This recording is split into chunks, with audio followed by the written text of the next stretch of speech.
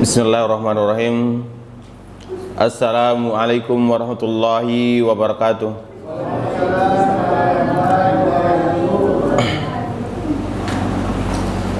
Alhamdulillahi rabbil alamin. Assalatu wassalamu ala asrafil anbiya'i wal mursalin wa ala alihi wa sahbihi wa man tabi'ahum bi ihsanin ila yaumiddin. Asyhadu an la ilaha illallah wa asyhadu anna Muhammadan abduhu wa rasuluhu sallallahu alaihi wasallam la nabiyya ba'da. Kembali kita bersyukur kepada Allah. Alhamdulillah, dengan segala taufik serta rahmatnya Allah, kita masih bisa melaksanakan sholat pada pagi hari ini. Kemudian salawat beserta salam dan henti-hentinya kita sampaikan dan kita doakan kepada Nabi kita, serta mengucapkan Allahumma sholli ala Muhammad wa ala ali Muhammad. Kembali kita akan melanjutkan pembahasan kitab ini. Mudah-mudahan apa yang kita pelajari, yang kita baca, menjadi amal kebaikan bagi kita dan bisa kita ajarkan buat anak-anak kita.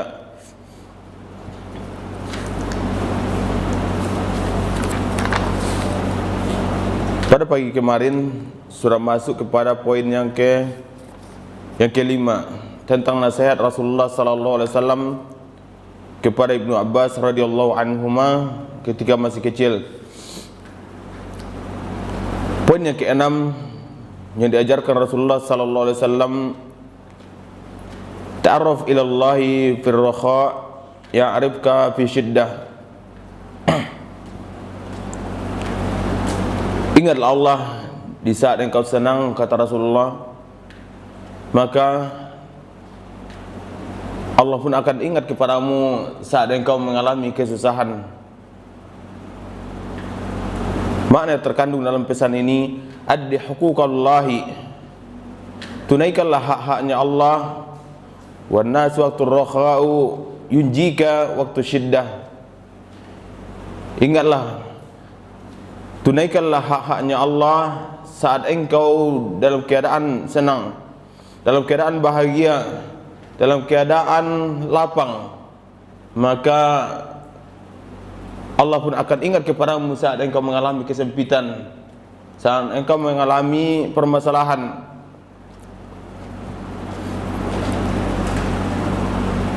Dijelaskan dalam Al-Quran bagaimana kaum musyrikin pada zaman dahulu, mereka hanya ingat kepada Allah saat mereka mengalami kesusahan.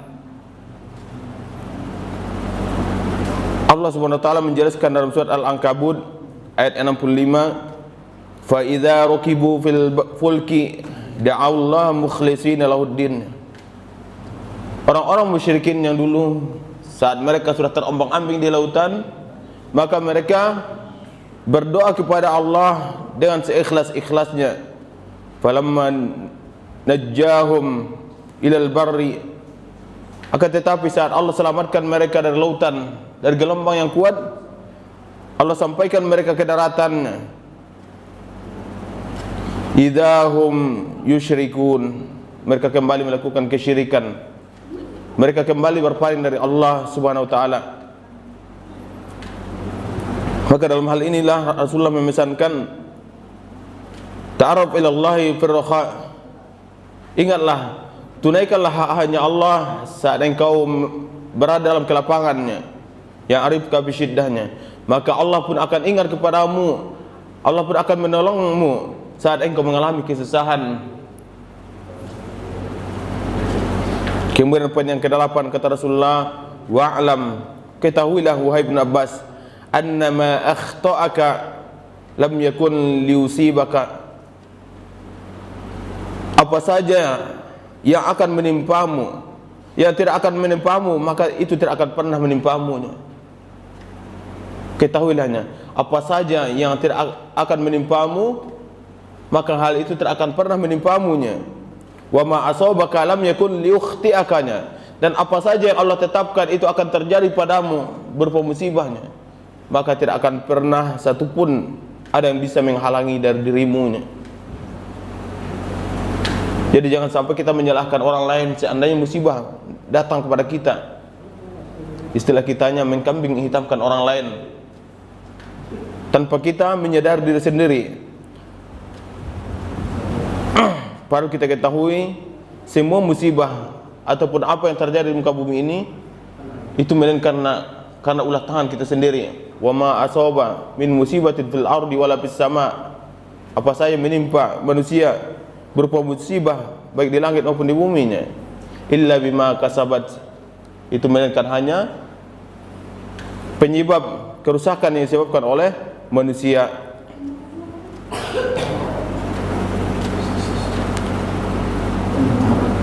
Dijelaskan Syekh di sini, idza muni'akallahu syai'an falam yasil ilaikanya. Seandainya Allah berkehendak menghalangi sebuah musibah atau menghalangi sebuah kejelekan yang akan menimpamunya, maka hal itu tidak akan pernah terjadi pada dirimu. Sebagaimana kita lihat pada kenyataannya, banyak orang kecelakaan, tapi kalau yang hancur cuma kendaraannya, padahal mana lebih kuat, kendaraan atau orangnya? Allah tolong orangnya, terlempar jauh, tapi kendaraannya hancur. Wa idza akhta'aka Allahu syai'an lam yakun falan yamna'uhu ahadun. Begitu juga sebaliknya. Saat Allah berkenan ingin memberikan musibah kepada kita, maka tidak akan ada satupun yang bisa menghalangi kita dari musibah itu. Dan kita lihat pada kenyataannya begitu juga. Saat terjadi kecelakaan, kendaraannya selamat, tapi orangnya hancur. Maka dalam hal inilah, bila kita ingat Allah di saat-saat kita dalam keadaan lapang, dalam keadaan berkecukupan, sehingga nanti saat kita berada dalam kesempitan, di dalam kekurangan, kita berdoa kepada Allah, Allah pun akan memberikan kepada kita apa yang kita minta. Kemudian poin yang ke-8, nasihat Rasulullah sallallahu alaihi wasallam kepada Ibnu Abbas, wa'lam anna nasra ma'as sabri. Ketahuilah wahai Ibnu Abbas, sesungguhnya pertolongan Allah itu disertai dengan kesabaran. An-nasru 'alal aduwi wan nafsi mutawakkifu 'ala sabri. Pertolongan Allah terhadap musuh-musuh kalian ataupun pertolongan Allah terhadap diri kamu itu sangat erat kaitannya dengan kesabaran. Sangat erat kaitannya dengan kesabaran. Kemudian pesan yang ke-9, kata Rasulullah kepada Ibnu Abbas, wa annal faraja ma'al karbi. Sesungguhnya kesusahan itu akan senantiasa Allah iringi dengan kebahagiaan atau kemudahan. Wa annal karaba alladhi yanzilu bil mu'mini sayakunu ma'ahul faraja.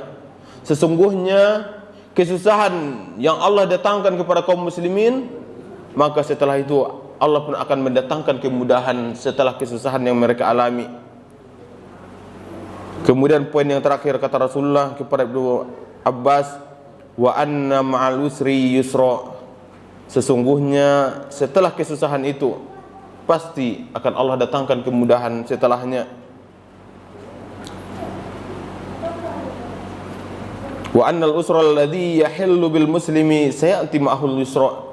Sesungguhnya setiap kesusahan yang menimpa kaum muslimin, setelah itu akan datang kemudahan-kemudahan yang Allah berikan kepada mereka. Min fawaidil hadis, pelajaran yang kita ambil dari hadis yang kita bacakan kemarin dan pagi hari ini. Yang pertama, hubbu Rasulullah sallallahu alaihi wasallam lil atfali wa irkabi Ibnu Abbasin khalfahu wa manadahu ya gulamnya. Kelihatan bagaimana cintanya Rasulullah sallallahu alaihi wasallam kepada anak kecil. Itu tampak saat Rasulullah membonceng Ibnu Abbas yang waktu itu masih kecil. Dan kelihatan bagaimana cara Rasulullah memanggil anak kecil ini dengan sebutan ya gulamnya, wahai anak kecilnya, wahai anakkunya. Liantabih la yatilu alaihi. Kemudian dari panggilan Rasulullah ya gulamnya, Maka yang bisa kita ambil pelajaran saat kita meminta kepada anak kita untuk mendengarkan ucapan kita, kita panggil namanya, sehingga dia betul-betul siap untuk kita sampaikan informasi kepadanya. Wahai anakkunya. Kemudian dia akan memperhatikan kita. Apa wahai bapak, katanya. Ataupun hanya sekadar dia diam, sehingga kita tidak perlu mengulang-ulang kata-kata agar dia mendengar apa yang kita ucapkannya. Baliha kalimatun tahwiya ma'ani azimahnya. Akan tetapi di dalam kalimat ya bunayya terdapat makna yang sangat luas, yang sangat besar. Itu terdapat dalamnya makna kasih sayang, makna penghormatan kepada anak kita, sehingga mereka betul-betul merasa dihargai. Coba kita panggil Yuang. Kira-kira bagaimana tanggapan anak kita? Atau kita panggil kamu. Bagaimana kira-kira sikap atau tanggapan anak kita saat kita panggil mereka dengan nada-nada yang kurang bagus? Maka dalam hal ini Rasulullah mencontohkan dengan ucapannya ya bunayya, wahai anakku. Kemudian pelajaran yang kedua, amrul atfali bi taatillah. Hendaklah bagi kita perintahkan kepada anak-anak kita agar melakukan ketaatan kepada Allah, sebagaimana Rasulullah mengajarkan kepada Ibnu Abbas agar Ibnu Abbas menjaga hak-haknya Allah, wal ibtiadi an ma'asihi, dan kita ingatkan anak kita agar dia menjauhi kemaksiatan, yufiru lahumus sa'adah fid dunya wal akhirah. Apabila kita ingatkan kepada anak kita ingatkan dia agar senantiasa melakukan ketaatan kepada Allah dan senantiasa menjauhi kemaksiatan kepada Allahnya, maka inilah penyebab anak kita mereka akan mendapatkan kebahagiaan baik di dunia maupun di akhirat kelak. Kemudian poin yang ketiga yang kita ambil pelajaran dari hadis yang kita bacakan sebelumnya, Allahu yunjil mu'min inda syadaidi idza adda haqqullahi wan nasu inda rakhai wa sihhati wal ghina. Allah akan menyelamatkan kaum mukminin dari kesusahan yang mereka alami apabila ditunaikan hak-haknya Allah. Apabila kita mengingat Allah saat kita dalam keadaan senang, dalam keadaan longgar, di dalam keadaan kita masih kaya. Jangan kita kembali kepada Allah hanya seperti orang-orang musyrikin pada zaman dahulu. Mereka mendekat kepada Allah saat mereka sudah hampir hanyut di lautan. Maka kita jauhi sifat-sifat yang ingat kepada Allah hanyalah saat-saat kita genting. Kemudian poin yang keempat, gorsa aqidatut tauhidi bisu'alillahi ta'ala. Hendaklah kita menanamkan ketauhidan atau keimanan kepada anak kita agar mereka hanya meminta kepada Allah semata. Apapun yang mereka butuhkan kita tanamkan, mintalah kepada Allah sehingga Allah memudahkan rezeki bapak untuk menunaikan apa yang kamu membutuhkannya. Kamu ingin kuliah, doakan bapak supaya banyak dapat rezeki sehingga bapak bisa menyekolahkanmu. Jangan hanya sekedar kita mengatakan kepada anak kita, tolong bapak mencari uangnya. Jangan itu yang kita tanamkan, tapi doakanlah mintalah kepada anak kita, minta kepada Allah agar Allah mudahkan rezeki bapak sehingga bapak bisa menyekolahkanmu dengan baiknya. Sehingga yang kita sandarkan pertama kali pemahaman anak itu bahwasanya rezeki itu berasal dari Allah. Adapun kita sebagai orang tua hanyalah penyebab atau wasilah perantara agar rezeki itu bisa kita berikan kepada anak-anak kita. Wal isti'anatu bihi wahdahu fi nufusil atfal, dan hendaklah kita tanamkan bahwasanya satu-satunya tempat bergantung bagi anak-anak kita hanyalah kepada Allah. Jangan sampai kita lebih menggantungkan dirinya kepada selain Allah. Contoh simpelnya, bisa jadi kita termasuk orang yang terhormat, mempunyai kekuatan, sehingga setiap ada masalah kita minta, nanti kalau kamu ada masalah lapor ke bapaknya, biar bapak tangani. Ini bukanlah contoh kita mengajarkan kepada anak kita agar anak kita menjadi orang yang bertanggung jawab. khususnya bertanggung jawab terhadap Tuhannya. Maka hendaklah saat anak kita membutuhkan pertolongan, maka kita minta kepadanya. Nah, mintalah kepada Allah pertolongan, kemudahan, serta apa yang kamu minta. Wa huwa min wajibil walidaini wal murabbiyin. Inilah merupakan tanggung jawab seorang bapak dan seorang pendidik agar menjadikan anaknya dan menjadikan anak didiknya hanya terikat kepada Allah dalam segala hal. Saat mereka minta pertolongan, hendaklah mereka pertama kali meminta kepada Allah Subhanahu wa taala. Kemudian poin yang kelima, gorsu aqidatul imani bil qadari khairihi wa syarrihi fil atfal. Hendaklah kita tanamkan akidah berupa keimanan terhadap takdir-takdir Allah, baik takdir yang baik maupun takdir yang buruk kepada anak-anak kita. Bahwasanya semua takdir itu bersumber dari Allah. Tidak ada yang bisa menghalanginya apabila Allah berkehendak akan terjadi kepada mereka. Dan begitu juga sebaliknya, saat Allah tidak akan berkehendak, maka tidak akan pernah terjadi kepada mereka. Sehingga mereka menjadi anak-anak yang pemberani, anak-anak yang kuat, bukan anak-anak yang lemah, yang cengeng. Wahia min arkanil iman. Meyakini takdir baik dan takdir buruk merupakan bagian dari rukun keimanan kita kepada Allah Subhanahu wa taala. Poin yang keenam, tarbiyatul tifli ala tafaul. Saat kita tanamkan apa yang diajarkan Rasulullah tadi semuanya, itu sejatinya kita sudah menanamkan sifat optimis kepada anak kita, sehingga mereka menjadi anak-anak yang semangat. Mereka tidak menjadi anak yang cengeng, tidak menjadi anak yang sedikit-sedikit minta tolong kepada bapaknya, melapor kepada gurunya. Liyastaqbilal hayatu bisyuja'ati wa amlu. Saat ini kita tanamkan kepada anak kita, maka akan lahirlah sifat optimis, sehingga menyebabkan anak itu menjadi anak-anak yang pemberani dan penuh berharap kepada Allah Subhanahu wa taala. Wa liyakuna fardan nafi'an fi ummatihi, dan akan menjadi umat-umat yang teguh pendirian di dalam beragama. Rasulullah menjelaskan, wa'lam anna nasra ma'as sabri. Ketahuilah, kata Rasulullah, bahwasanya pertolongan Allah itu datang bersamaan dengan kesabaran yang dilakukan. Wa annal faraja ma'al karbi, dan sesungguhnya kesusahan itu akan ada setelahnya kesenangan.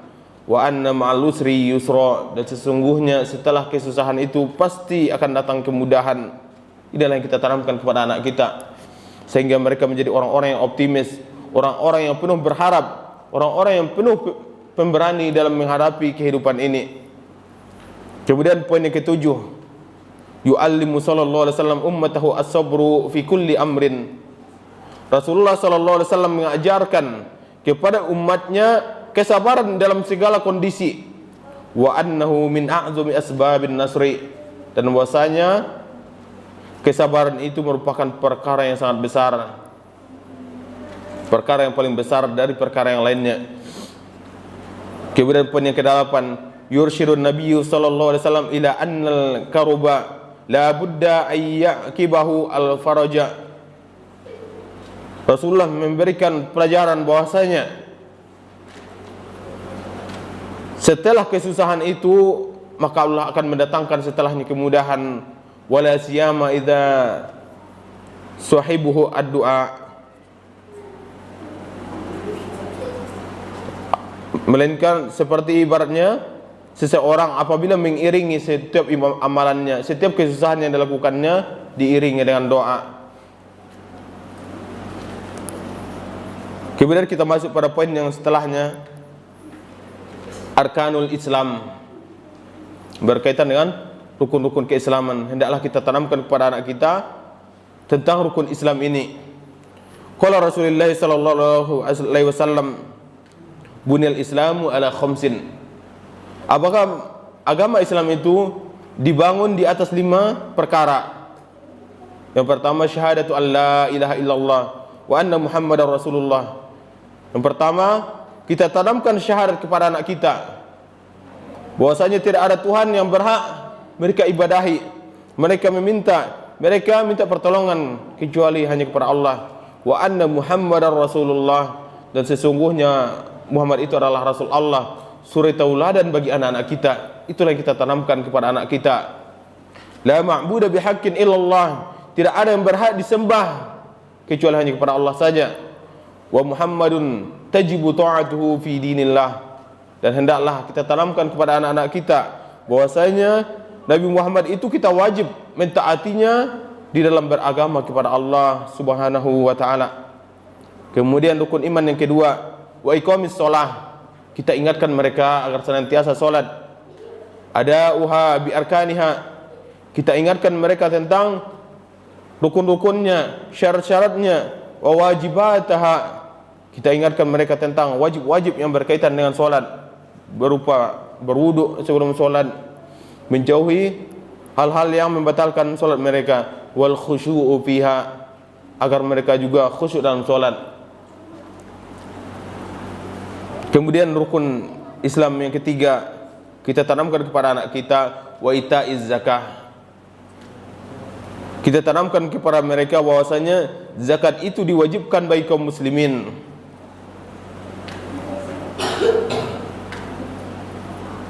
Kemudian rukun Islam yang keempat, wa hajjul bait, kita tanamkan kepada anak kita bahwasanya Allah mewajibkan haji kepada kita dan kepada anak-anak kita ini, bahwasanya Allah mewajibkan ada'uhu faridatul haji maratan fil umri, melaksanakan haji itu diwajibkan satu kali minimal dalam setiap umur kita, satu kali seumur hidup. Alaman malakal malu wa sihhatu wal amnu, bagi orang yang Allah berikan dia harta serta Allah berikan dia kesehatan serta keamanan untuk melaksanakan ibadah haji. Kemudian rukun iman yang kelima yang kita ajarkan kepada anak kita, wa shaumu Ramadan. Kita ajarkan anak kita agar mereka berpuasa di bulan Ramadan. Al-imtina'u minat tu'ami wasyarabi wal jima', agar mereka menjauhi makan dan minum serta hubungan suami istri. Wa jami'al mufarratati minal fajri hatta ghurubu ma'aniyatil ibadah, yaitu kita ingatkan mereka agar menjauhi hal yang tadi, mulai dari makan dan minum, dari terbitnya fajar sampai tenggelamnya matahari. Muttafaqun alaih. Pelajarannya terkandung di dalam rukun iman Islam ini. Yang pertama, syahadatu an la ilaha illallah taqtadiya an la na'budu illallah. Di dalam kalimat syahadat, di dalamnya terdapat makna yang sangat dalam, bahwasanya tidak ada sesuatu apapun yang berhak kita ibadahi, wala nad'u ghairuhu, dan juga tidak ada tempat kita meminta berdoa kecuali hanya kepada Allah. Wa an la na'budu illa bima syara'a, dan kita tidak beribadah kecuali berdasarkan syariat yang diajarkan Allah, bagaimana cara kita beribadah kepada Allah. Wa an nahkuma bi syar'ihi al-ma'khuzu min al-kitab wa sunnah, dan hendaklah kita melaksanakan syariat ini kita ambil dari Al-Quran dan Sunnah Nabi kita Muhammad sallallahu alaihi wasallam. Dan pelajaran yang kedua, syahadatu anna Muhammadar Rasulullah, yang terkandung di dalamnya ta'atuhu fima amara, hendaklah kita mentaati apa yang disampaikan, yang diperintahkan oleh Nabi kita Muhammad sallallahu alaihi wasallam, wa tasdiquhu fima akhbara, dan kita yakini apa yang disampaikannya kepada kita, karena Allah mengatakan wa ma yantiqu anil hawa in huwa illa wahyu yuha, tidaklah Nabi Muhammad itu mengucapkan sesuai keinginan hawa nafsunya, melainkan hal itu karena diwahyukan kepadanya. Wajitinabu ma naha anhu, dan kita jauhi apa-apa yang dilarang oleh Rasulullah sallallahu alaihi wasallam. Wa zajaru li anna ta'atahu min ta'atillah, dan kita jauhi membenci Rasulullah sallallahu alaihi wasallam. Kita menjauhi orang-orang yang mencela Rasulullah sallallahu alaihi wasallam, karena melakukan ketaatan kepada Allah bagian dari ketaatan kepada Allah.